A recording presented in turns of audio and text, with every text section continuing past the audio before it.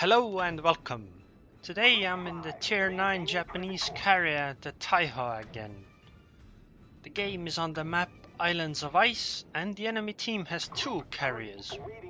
But they are both Tier 7, a Ranger and a Hiryu. However, a Hiryu is still pretty dangerous and a Ranger can still use fighters to protect the Hiryu.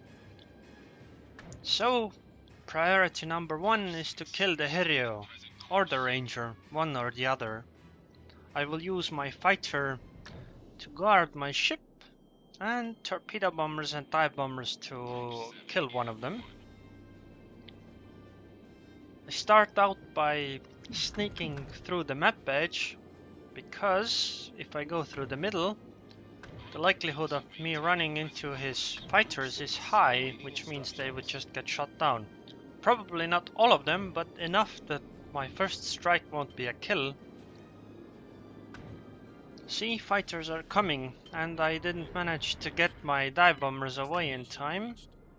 At least it seems that the fighters will be able to intercept or get very close. Or maybe not. I also went towards the map edge, just in case, although that's a bit unnecessary, since I do have a fighter.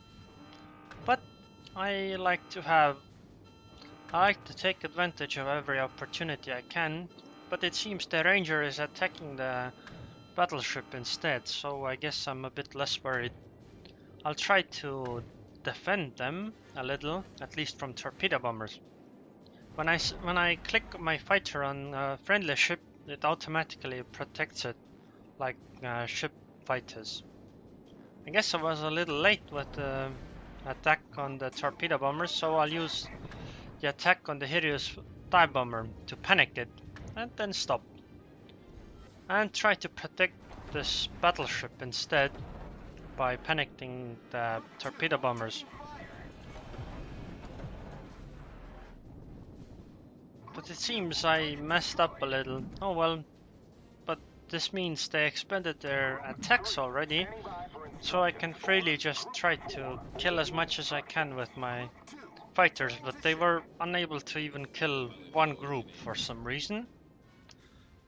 Fighters OP, I guess. But now it's my turn to strike, and I'd like to strike the Ranger, just because he has fighters. One attack from a Hiryu probably won't kill me, at least if I use my fighters correctly. So, I mean, it could kill me, but I don't give enough credit to the Hiryu to be able to do that. So I find the Ranger to be a bit more annoying because of the fighter. So Ranger is first target. It would actually be a good idea to only use 2 torpedo bomber groups on a strike.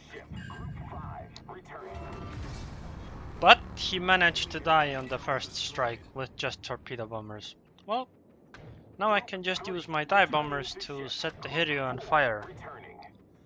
One group first, set the fire, wait for repair, then the other 2 groups. But what I wanted to do earlier, or really what would be the better choice, would be to use 2 torpedo bombers and 1 dive bomber attack. And then the second attack is 1 torpedo bomber and 2 dive bombers. The idea is to cause flooding and fire on both attacks, so they are forced to use their repair if they want to actually get rid of the fire. I mean, if a carrier is on fire, they can't make any planes take off. Here I try to avoid the core enemy fleet when I'm retreating, so I don't lose too many planes for no reason. Recently I've noticed that I've started running out of planes, even in my Taihou, even against lower tier ships. So I'm starting to take some steps to prevent it. Well, the repair seems to have been used, so now's a good time to attack. And I also bring 1 torpedo bomber to this area. Pretty good, 3 fires, and he won't be able to repair this, probably. This will drop him low enough HP that that one torpedo bomber group should be able to finish him off.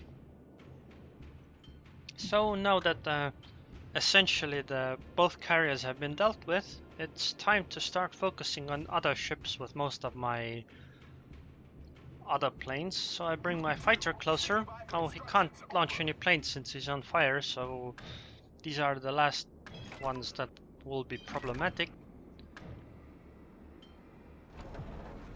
Group 2, we're under attack.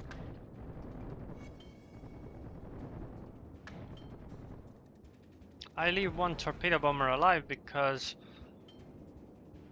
if he doesn't die, then the torpedo bomber has to essentially fly the entire way back.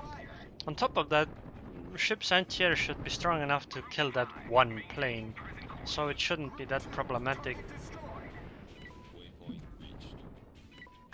But if not, then oh well, who cares, it's not my ship. Look, the Hiryu almost died just to the fire.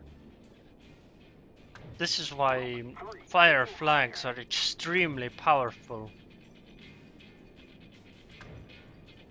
The ones that make you take less fire damage. This is also why I recommend getting all the commander skills, which lower the amount of fire damage you take.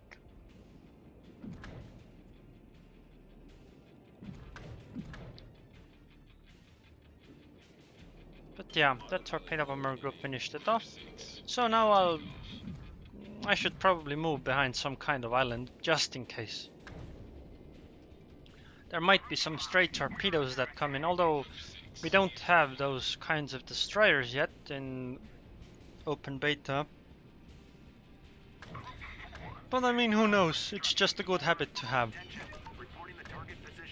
There really is no good reason for me to try to finish off the Sims, but I would like to do so. Just because he's playing a Sims. I really dislike Simses. Not because they're powerful, but because they were really annoying when I played destroyers. IGN destroyers, that is, because Sims is pretty good at destroyer versus destroyer combat. I'll use the other one to attack the Atago, because Atagos give lots of experience. Use the fighter to finish off that Atago plane once the fighter is up. I messed up too close, I think. Yep, too close. I realized the mistake, but it wasn't in time to pull back. And that cruiser launched fighter is really annoying. I'd like to set the Atago or the battleship, I think it's a New Mexico, on fire.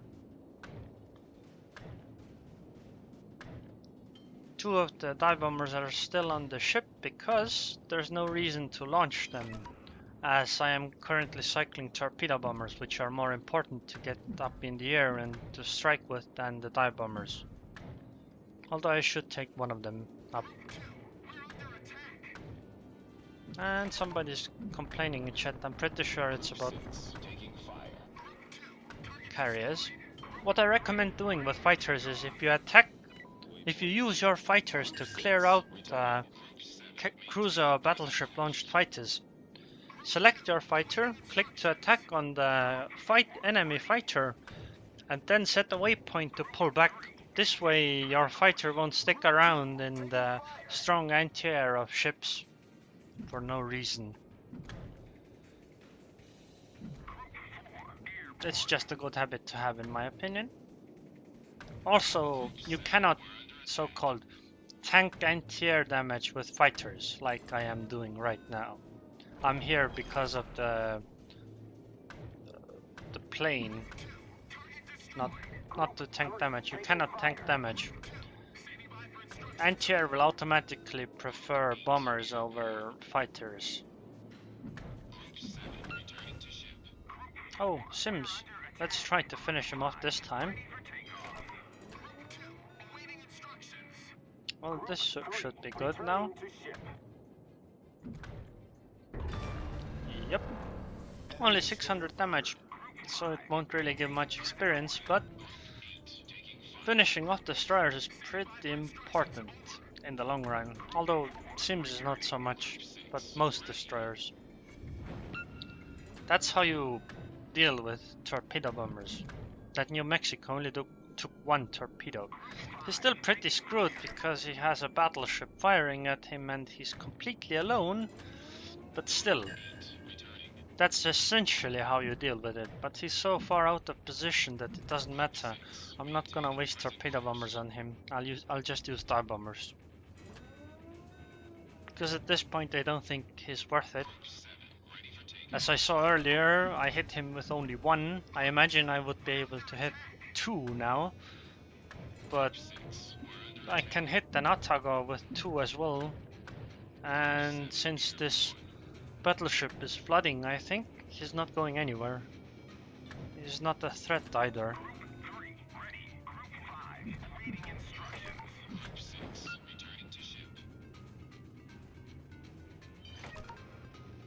When you fly closer to cruisers, it's usually a good idea to hold down the Alt key. That way you'll immediately notice when the cruiser ability is used. Well, this Atago looks pretty dead. You destroyed an enemy cruiser.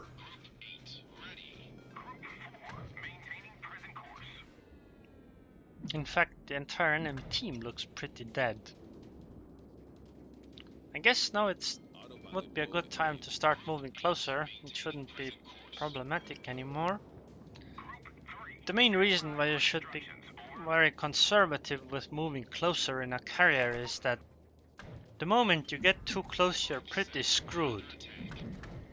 You don't have anything that will enable you to fall back. So you have to be incredibly careful with that, to not overextend. It's unfortunate that the one cruiser that's left is a strong anti-air cruiser. And this New Mexico seems pretty decent at avoiding stuff.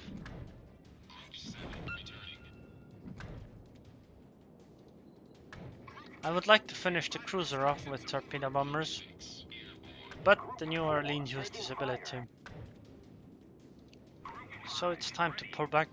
I can use my fighters to go kill his cruiser fighter, because I don't really mind if the fighters die at this point, since I still have 7 in reserve and they only have 2 ships. Also, it's unlikely I'm gonna lose the entire group.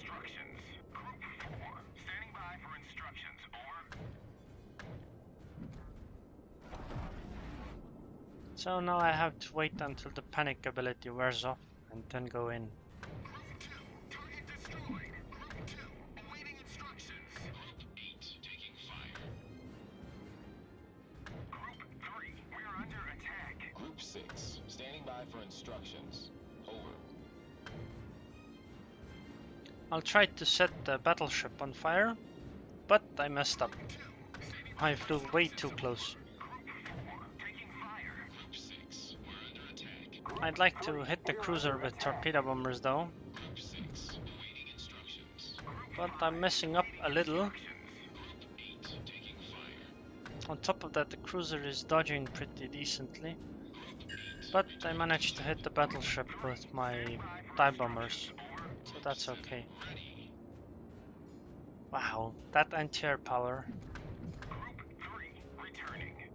I did like, what, 2 circles, and I lost both torpedo bomber groups. Well, I fired 1 torpedo out of 8. The rest all died. And people say that there's no anti-air power. Yeah, I don't really believe that. It's just that most people don't know that you have to actually focus fire on groups to deal 1.5 times extra damage. That's a huge deal. Maintaining present course. I imagine the cruiser is going to die to something.